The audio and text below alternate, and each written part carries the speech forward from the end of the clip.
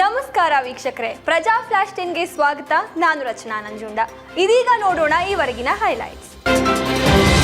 ಕೇಂದ್ರ ಸರ್ಕಾರದ ಬೆಲೆ ಏರಿಕೆ ನೀತಿ ವಿರುದ್ಧ ಹಾಗೂ ರಾಜ್ಯ ಬಿಜೆಪಿಯ ದ್ವಂದ್ವ ನಿಲುವಿನ ವಿರುದ್ಧ ಮುಖ್ಯಮಂತ್ರಿ ಸಿದ್ದರಾಮಯ್ಯ ಅವರ ನೇತೃತ್ವದಲ್ಲಿ ಏಪ್ರಿಲ್ 17ರಂದು ಬೆಂಗಳೂರಿನ ಸ್ವಾತಂತ್ರ್ಯ ಉದ್ಯಾನವನದಲ್ಲಿ ಬೃಹತ್ ಪ್ರತಿಭಟನೆ ನಡೆಸಲಾಗುವುದು ಎಂದು ಉಪಮುಖ್ಯಮಂತ್ರಿ ಡಿಕೆ ಶಿವಕುಮಾರ್ ತಿಳಿಸಿದ್ದಾರೆ.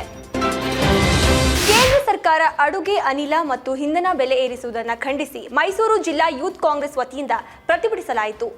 ಮೈಸೂರು ನಗರದ ನ್ಯಾಯಾಲಯದ ಮುಂಭಾಗದ ಗಾಂಧಿ ಪ್ರತಿಮೆ ಎದುರು ಜಮಾವಣೆಗೊಂಡ ಯುವ ಕಾಂಗ್ರೆಸ್ ಕಾರ್ಯಕರ್ತರು ತಲೆ ಮೇಲೆ ಗ್ಯಾಸ್ ಸಿಲಿಂಡರ್ ಹೊತ್ತು ಸೌದೆ ಒಲೆಯಲ್ಲಿ ಅಡುಗೆ ಮಾಡುವ ಮೂಲಕ ಆಕ್ರೋಶ ವ್ಯಕ್ತಪಡಿಸಿದರು. ಕರ್ನಾಟಕ ರಾಜ್ಯವು ಭ್ರಷ್ಟಾಚಾರದಲ್ಲಿ ದೇಶದಲ್ಲಿಯೇ ನಂಬರ್ 1 ಆಗಿದೆ ಎಂದು ಹೇಳಿಕೆ ನೀಡಿದ್ದ ಸಿಎಂ ಆರ್ಥಿಕ ಸಲಹೆಗಾರ ಬಸವರಾಜ ರಾಯರೆಡ್ಡಿ ಯೂಟರ್ನ್ ಹೊಡೆಯುವ ಅಗತ್ಯವೇ ಇಲ್ಲ, ಅವರು ಸತ್ಯವನ್ನೇ ನುಡಿದಿದ್ದಾರೆ ಎಂದು ಕೇಂದ್ರ ಸಚಿವ ಎಚ್.ಡಿ. ಕುಮಾರಸ್ವಾಮಿ ತಿಳಿಸಿದ್ದಾರೆ. ತುಮಕೂರು ಜಿಲ್ಲೆಯ ಶಿರಾ ಸಮೀಪದಲ್ಲಿ 2ನೇ ಅಂತಾರಾಷ್ಟ್ರೀಯ ವಿಮಾನ ನಿಲ್ದಾಣ ನಿರ್ಮಾಣವಾದರೆ ಉತ್ತರ ಕರ್ನಾಟಕ ಭಾಗದ ಹುಬ್ಬಳ್ಳಿ, ಧಾರವಾಡ, ಬೆಳಗಾವಿ ಸೇರಿದಂತೆ 7-8 ಜಿಲ್ಲೆಗಳಿಗೆ ಅನುಕೂಲವಾಗುತ್ತದೆ. ಅಲ್ಲಿ ಸರ್ಕಾರದ ಭೂಮಿ ಕೂಡ ಲಭ್ಯವಿದೆ ಎಂದು ಲೋಕೋಪಯೋಗಿ ಇಲಾಖೆ ಸತೀಶ್ ಜಾರಕಿಹೊಳಿ ತಿಳಿಸಿದ್ದಾರೆ.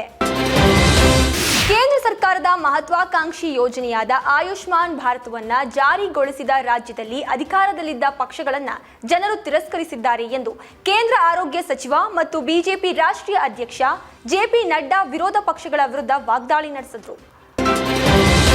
ರಾಜ್ಯ ರಾಜಕೀಯದಲ್ಲಿ ದೀರ್ಘಕಾಲದ ಚರ್ಚೆಗೆ ಗ್ರಾಸವಾಗಿರುವ ಜಾತಿ ಗಣತಿ ವರದಿ, ಕರ್ನಾಟಕ ಸಾಮಾಜಿಕ, ಆರ್ಥಿಕ ಮತ್ತು ಶೈಕ್ಷಣಿಕ ಸಮೀಕ್ಷೆ ಇಂದು ನಡೆಯಲಿರುವ ಸಚಿವ ಸಂಪುಟ ಸಭೆಯಲ್ಲಿ ಮಂಡನೆಯಾಗಲಿದ್ದು, ಈ ನಿರ್ಧಾರ ರಾಜ್ಯದ ವಿವಿಧ ಸಮುದಾಯಗಳಲ್ಲಿ ತೀವ್ರ ಕುತೂಹಲ ಮೂಡಿಸಿದೆ. ಅಮೆರಿಕದಿಂದ ಭಾರತಕ್ಕೆ ಗಡೀಪಾರುಗೊಂಡಿರುವ 2008ರ ಮುಂಬೈ ಭಯೋತ್ಪಾದಕ ದಾಳಿಯ ಆರೋಪಿ ತಹೂರ್ ರಾಣಾನ ವಿಚಾರಣೆಗಾಗಿ ವಿಶೇಷ ರಾಷ್ಟ್ರೀಯ ತನಿಖಾ ಕೋರ್ಟ್ 18 ದಿನಗಳ ಕಸ್ಟಡಿಗೆ ರಾಷ್ಟ್ರೀಯ ತನಿಖಾ ಸಂಸ್ಥೆ ಎನ್ಐಎಗೆ ಕಸ್ಟಡಿ ನೀಡಿದೆ. ನಂತರ ಪಟಿಯಾಲಾ ಹೌಸ್ನಲ್ಲಿರುವ ಎನ್ಐಎ ವಿಶೇಷ ನ್ಯಾಯಾಲಯದ ಮುಂದೆ ಹಾಜರುಪಡಿಸಲಾಯಿತು. ಸ್ಲೋವಾಕಿಯಾ ಭೇಟಿಯಲ್ಲಿರುವ ರಾಷ್ಟ್ರಪತಿ ದ್ರೌಪದಿ ಮುರ್ಮು ಅವರಿಗೆ ಕಾನ್ಸ್ಟೈಂಟೈನ್ ದಿ ಫಿಲಾಸಫರ್ ವಿಶ್ವವಿದ್ಯಾಲಯ ಗೌರವ ಡಾಕ್ಟರೇಟ್ ನೀಡಿ ಪುರಸ್ಕರಿಸಿದೆ. 4 ದಿನಗಳ ಸ್ಲೋವಾಕಿಯಾ ಮತ್ತು ಪೋರ್ಚುಗಲ್ ಭೇಟಿಗೆ ತೆರಳಿರುವ ಮುರ್ಮು ಅವರು ವಿಶ್ವವಿದ್ಯಾಲಯದ ಕ್ಯಾಂಪಸ್ಗೆ ಬಂದು ಗೌರವವನ್ನು ಸ್ವೀಕರಿಸಿದರು. ಆರ್ಸಿಬಿ ವಿರುದ್ಧ ಡೆಲ್ಲಿ ಕ್ಯಾಪಿಟಲ್ಸ್ ಗೆದ್ದು ಬಿಗಿದೆ. ಆರ್ಸಿಬಿ ನೀಡಿದ ಕೇವಲ 163 ರನ್ಗಳ ಟಾರ್ಗೆಟ್ ಬೆನ್ನು ಹತ್ತಿದ ಡೆಲ್ಲಿ ಆರಂಭದಲ್ಲಿ ಮುಗ್ಗರಿಸಿತು. ಆದರೆ ಕನ್ನಡಿಗ ಕೆಎಲ್ ರಾಹುಲ್ ಎಚ್ಚರಿಕೆಯ ಆಟದಿಂದ ಡೆಲ್ಲಿಗೆ ಗೆಲುವು ಸಿಕ್ಕಿದೆ.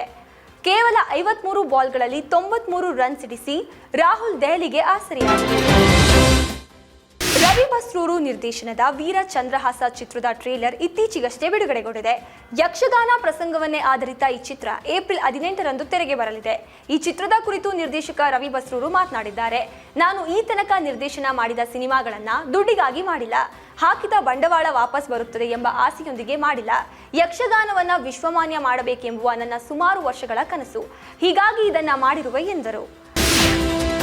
ಇದಾಗಿತ್ತು ಈವರೆಗಿನ ಹೈಲೈಟ್ಸ್. ಮತ್ತಷ್ಟು ಅಪ್ಡೇಟ್ಸ್ಗಾಗಿ ನೋಡ್ತಾ ಇರಿ ಪ್ರಜಾಧ್ವನಿ ಟಿವಿ.